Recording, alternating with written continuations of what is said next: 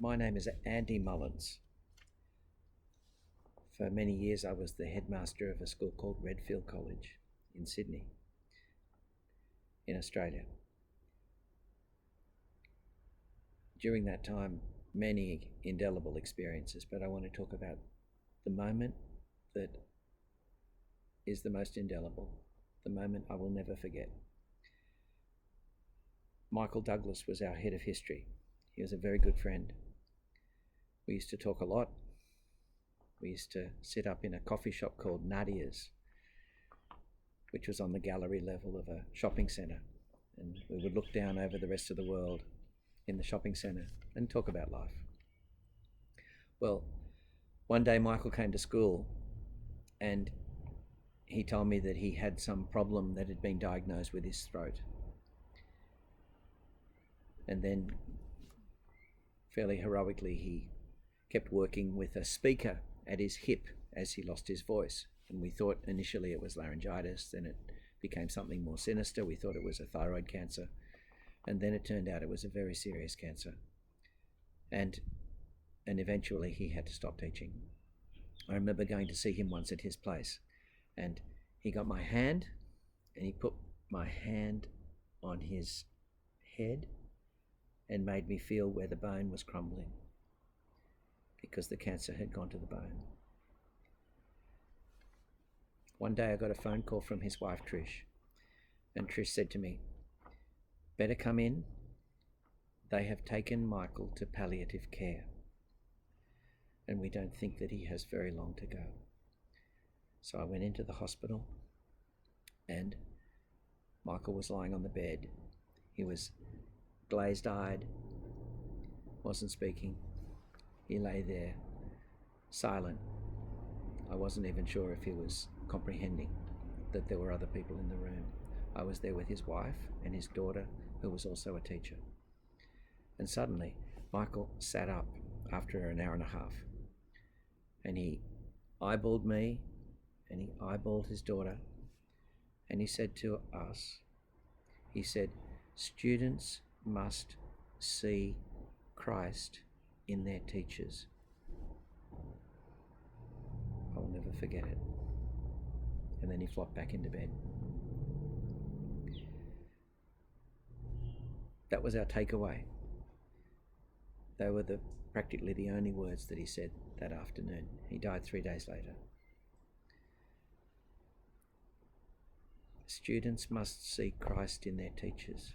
If that's true for teachers, how much more is it true for children and their families? That children must see Christ in their parents. And if you're a parent, what do your children see in you? It's a very, very important question. We have to imitate our Lord. Our Lord is our model. So the first thing, if we want to imitate somebody, we have to spend time with them. So the first rule is that we must make sure that we invest a lot of time in personal prayer. Our relationship with Jesus must be personal. And we must read about his life. We need to read the scriptures diligently. And that means a few minutes a day, but read them prayerfully. When St. John Paul many years ago came to Australia, he talked about 4 things that would turn around the church in Australia. And one of them was prayerful meditation on the scriptures.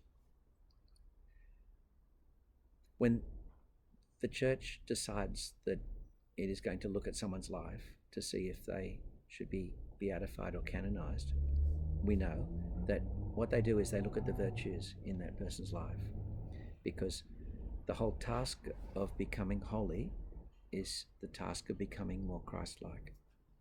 And that means that we have to incorporate in our lives the virtues of Jesus Christ. So I thought what we would do is talk about the 4 cardinal virtues and how the 4 cardinal virtues are informed by faith, hope and charity. Because if we can tick these 7 boxes, then we can be Christ-like and people will see Christ in us. And if we have gaps in our character, then it's disappointing, because not only do we end up not as holy as we should be, but the effect we have on others is less than adequate. So let's go through these. Remember that the cardinal virtues should be informed by faith, hope, and charity. So that means that in every single action that we carry out that action knowing who we are, a child of God, that God is my Father. Mike Douglas would always talk about Father God. That was his way of talking. Very deep man. Well, we need to make sure that that's part of our makeup. That faith is not something that we put in a box on Sundays. That faith informs every single action, and therefore every action that we carry out is carried out with supernatural virtue, because it's virtue informed by faith. And in addition to faith informing our actions, we must make sure that charity informs our choices, that every single choice that we make in life needs to be informed by love. Saint Therese said her vocation is to love. She had discovered her vocation. Her vocation is love. But we can say that, all of us, we need to be able to say that we must turn every single thing we do into love of God and love of others. And St. John tells us if we don't love others, then we don't love God. So let's look at this in a little bit of detail, the 4 cardinal virtues. Think about the 2 virtues, first of all, through which we manage our emotional life. So there's temperance. By temperance, we choose wisely the pleasures that we seek, that we only seek pleasures to the extent that they're good for us. Of course, that needs to be informed by faith, but it's not just a matter of saying no to ourselves. It's also seeking what is good, true, and beautiful, that we find joy in what is good, true, and beautiful. Let me illustrate this with a story. There's a young man. I'm in Melbourne now. I'm no longer in Sydney, and there's a young man here who is a religion teacher in a school, and quite extraordinary.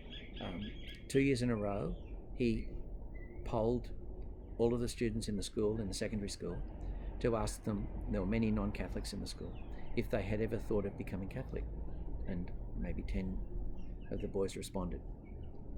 And so he started giving them classes, and in these 2 years, perhaps 8 students have become Catholic, and another 3 or 4 have made their confirmation and First Communion and so on. Impressive. I asked Andrew what his secrets were, and he said 3 things. First thing is, you've got to be authentic. You've really got to live your faith. The second thing he said is that you must show on your face the joy of your faith. And thirdly, he said we must show to the students, and for a parent this means show to your children, the beauty of Jesus Christ.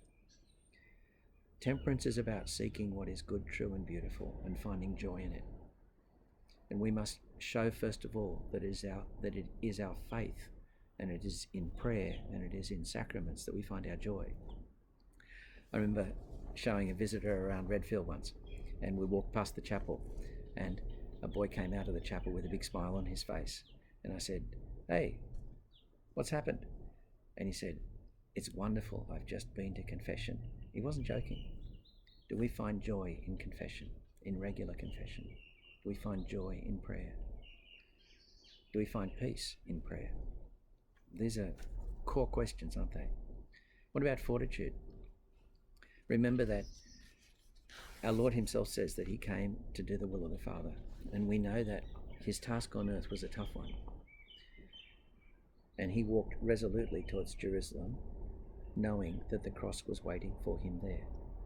So if we want to imitate Jesus Christ, if we want others to see Jesus Christ in us, we have to be souls who know how to seek sacrifice voluntarily, in the small things that come our way, in the little difficulties that we put up with, in the patience that we show, not only with people, but patience in prayer as well. We don't rush things when we're dealing with God. This is fundamental. It's so basic that we have to have fortitude in our life. Fortitude is the capacity to put up with difficulties for a good reason, and faith gives us all those good reasons. We know that sacrifices will win us heaven, and it will win heaven for all of the people who depend on us. I remember one young father saying to me, I don't care what God does with me. As long as my kids get to heaven, I will offer it up for them.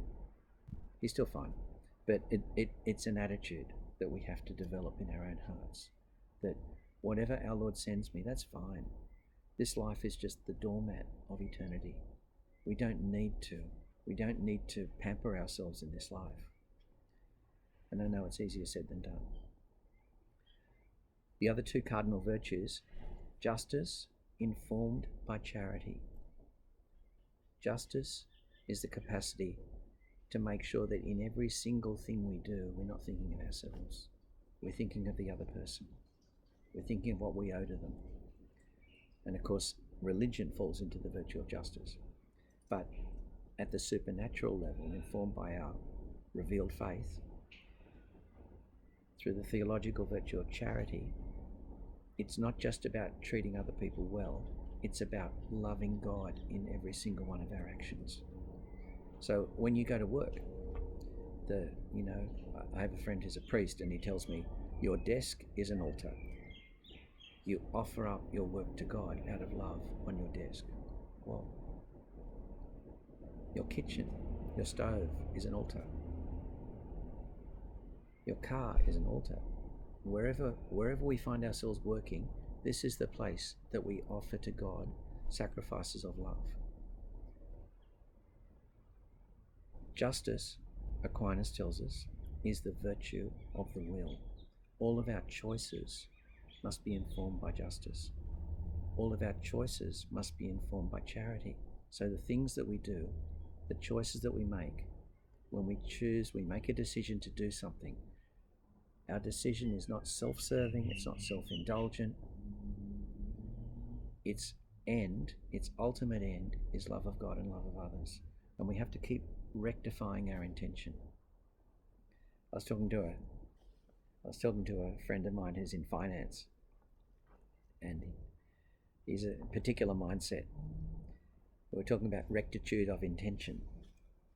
And then he clicks his fingers and he says, that's it, ROI, return on investment. Oh. What about prudence? Prudence is the fourth cardinal virtue. Prudence is about three things, isn't it? It's about living in reality, that we don't kid ourselves. We can give ourselves reasons for anything, but we don't kid ourselves. We live with our feet on the ground. We know that we're children of God, that God's given me everything and I owe him everything. Second, it's about conscience, that we make sure that our conscience is well formed. And thirdly, that the choices that we make, that prudence is always about making the practical choices, the practical decisions, so we know how to prioritize things properly, that we make the right choices, that put first things first. So it would be absurd to leave out prayer in order to work longer. They say that 7 days without prayer makes 1 week. Well, we shouldn't even have 1 day without prayer. We need a solid time of prayer every day wherein we are in communion of love with Jesus. There's a private revelation that somebody received in the 20th century where an angel says to them that prayer is love. Prayer is the way that we love God. So we have to turn everything into prayer. Makes you think. So prudence, this capacity to live in reality, to make the right choices, to have a good conscience.